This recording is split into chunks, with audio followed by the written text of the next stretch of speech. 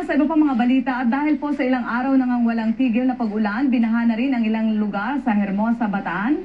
Ganon din po dyan sa may bahagi ng Zambales.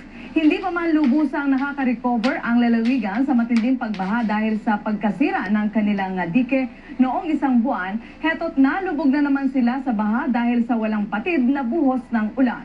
May hataw na balita si Benedict Galaza. Bunsod sa walang humpay na pag-ulan, lubog sa tubig baha ngayon ng 6 na barangay dito sa Hermosa, Bataan. Halos ng pastaon tubig baha, kaya bangka na lang ang nagsisilbing transportasyon ng mga residente. Ang iba, piniling manatili sa kanilang mga tahanan kahit lubog na ito sa tubig.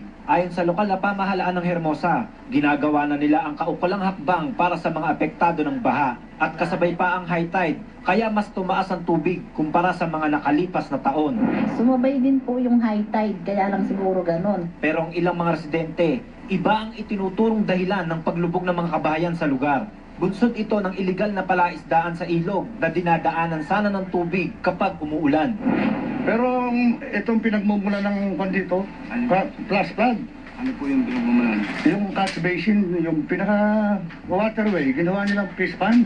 Mariin namang itong pinabulaanan ng lokal na pamahalaan at ang kanilang itinuturo ay ang ginagawang tulay sa dinalupihan. Ang ilang mga residente naman, imbis na magsisihan, maigi pa raw na magtulungan sila, lalo na ngayong halos wala silang pagkuna ng pangangailangan. Sa pangangailangan lang, marami po kamukha niyan.